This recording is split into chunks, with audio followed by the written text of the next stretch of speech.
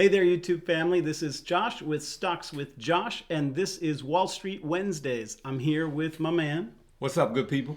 And we are going to give you some fundamentals and technicals on, it looks like 5 stocks today, if we can get it done in 10 minutes. Yes.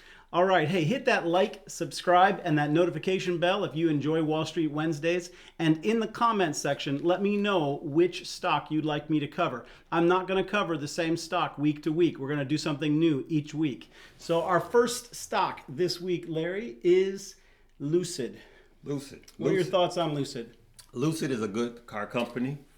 I know a lot of people that are in Lucid that are also in Nio. I prefer Lucid over Nio, though I used to have them both. Caught a lot of flack when I sold all of my Nio because of the Chinese FUD. But there's a saying that I believe in: never bet against America. You know, that happened months and months ago, Yep. and that aged well It in this did. current market. It did. I do like Nio too, Yeah. but we have to see how it's going to perform right now, where the That's base true. really is. That's true. And I don't rejoice in, Nio, taking the hit that it's taking. I don't rejoice in that, and I hope it turned around. I just don't want to be. I'm just tired of the roller coaster ride. I was getting dizzy. I want to get off. Yeah. Chinese FUD.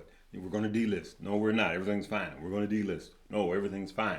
From America's side, from China, and I just got off of the roller coaster ride. You know, we were supposed to talk about Lucid, but we're Yeah. turning this into Yeah. Nio. But I do have Yeah. one more comment on Yes. Nio. Okay. The fundamentals. Now, I'm more of a technical guy, Yep. but Nio is doing great in the fundamentals, and Yeah, that's what's yeah, so that's- painful. That's why. Yeah. That's why Right now. That's what I love about Yeah, Nio. they're not doing anything wrong. No. And that's what makes it even more painful to see the price punished like exactly this. for no reason whatsoever. It's a great car company, nice car. Actually, I like the car better than Lucid. Yep.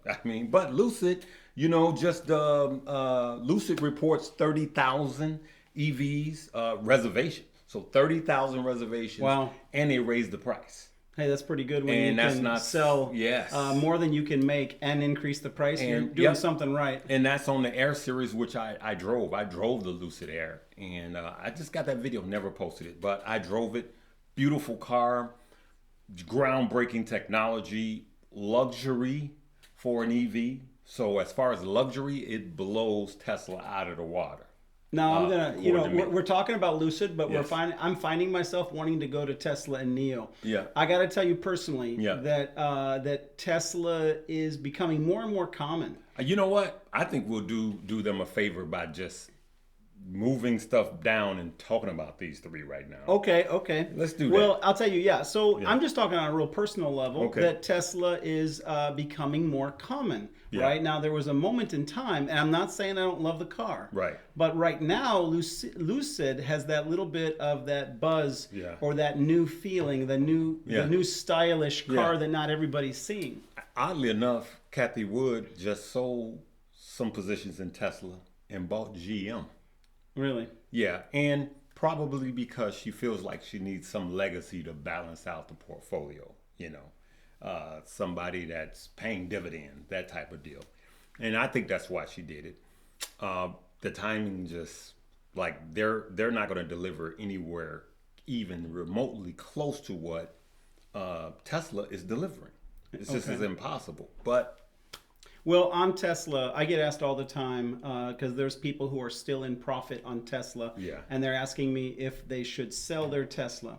Yeah. Tesla's stock, even though it's fallen, is actually performing better than most. yes, Okay, and always have. Yeah, it always Yeah. has. And so when you know that it's performing better than other large companies, tech companies, it's not the first thing that you want to roll out of. Right. I'm saying if we are at a place where we're selling the rips. So if you get back up to where's it at right now? Where's Tesla stock at right now? Oh, okay.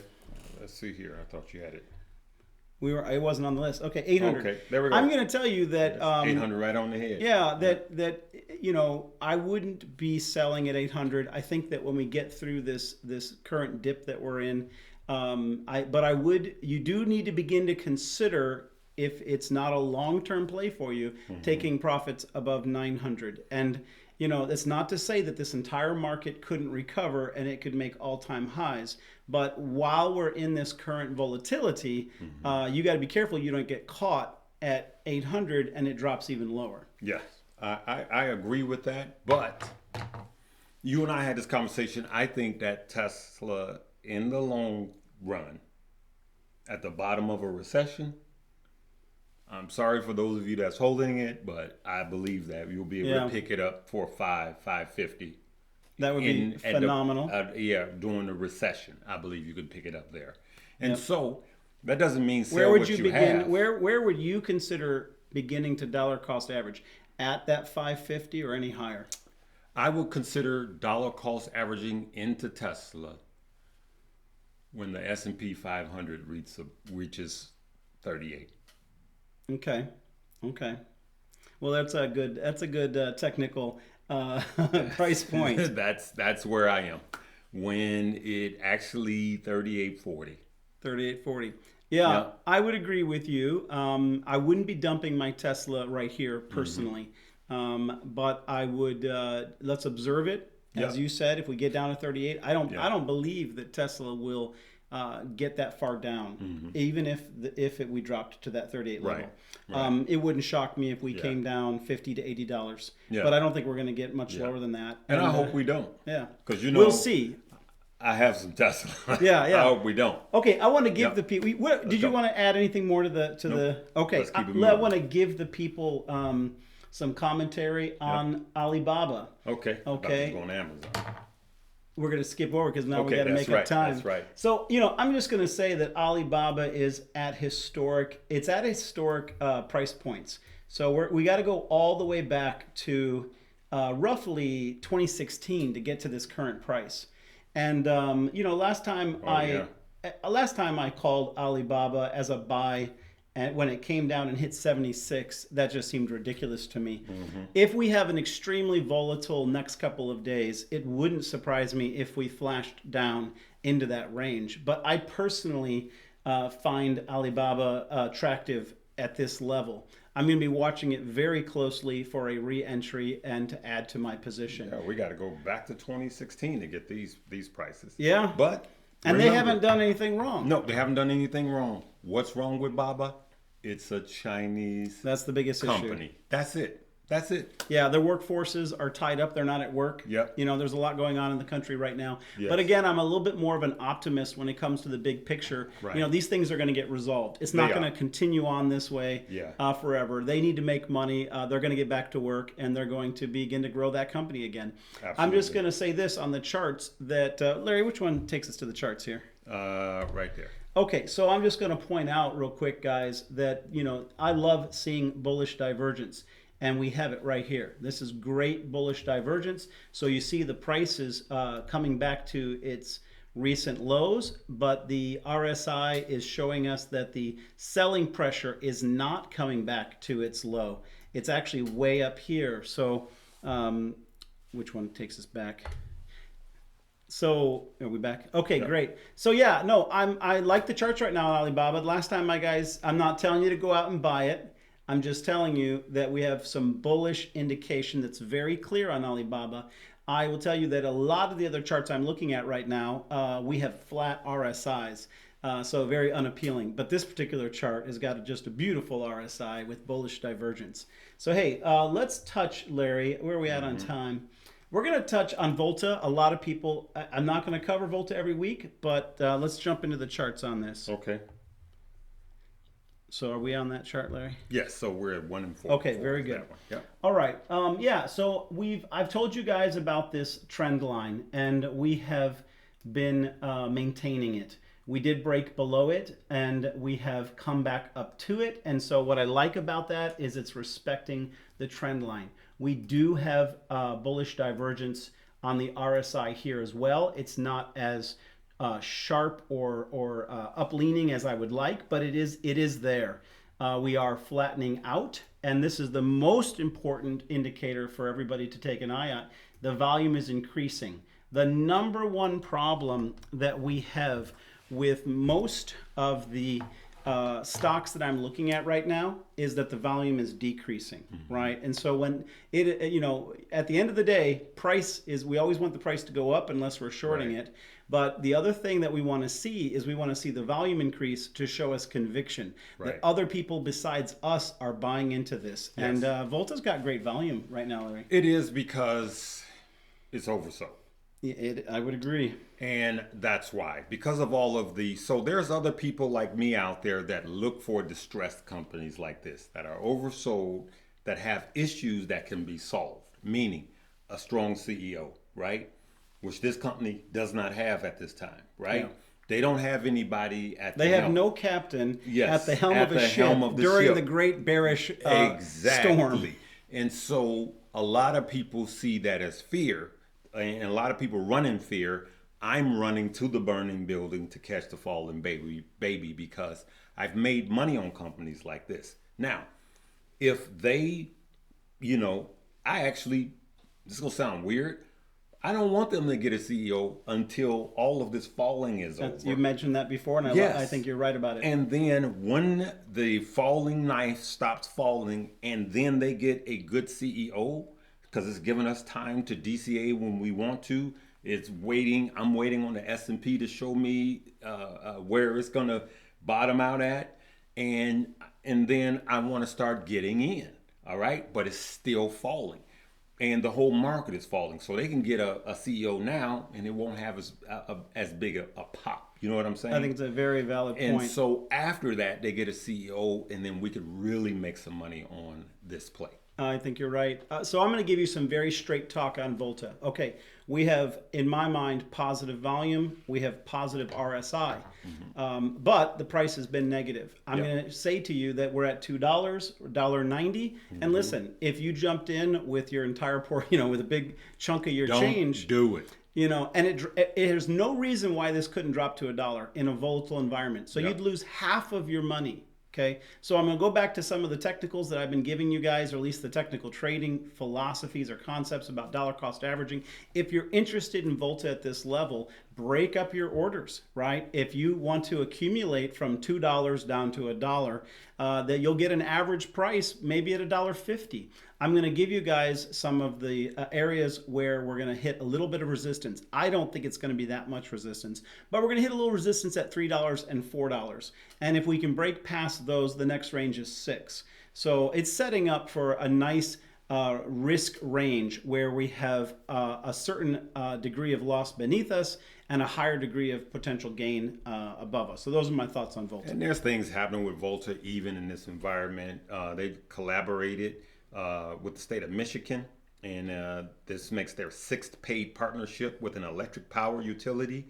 And they have a lot of stuff going on with a state authority. So they're partnering state by state. I like that. To give, charging. So here they're collaborating, utilizing Volta's Predict EV analytics and media support charging to accelerate the switch to EVs within lower income and environmental justice communities. So I want to comment on this. What people have to remember is this is not just an energy company the way that maybe an oil company is an oil company. This is a technology company. It is. Right? And there is so much integration of this technology through software and all these different applications. Absolutely. That's why EVs are taking a spanking right now. Charging stations and everything, because tech is tanking. Tech is tanking. When tech tanks, EVs tank because it's technology. Right? It's still emerging industries. Absolutely. All right, hey, we're going to cover one more. I actually think we're giving the people more than 4 or 5 because we're all over the place. There you go. But we're going to talk about Nat right now. Okay. Hey, this is your call from a week ago. Yep. And it's up 24 cents today. Yep. It's up 11% from last week. So if anybody listened to you and took a small position, they'd be up, brother. Nordic Tankers. I mean, you guys, what's one of the problems that we have? We have supply issues.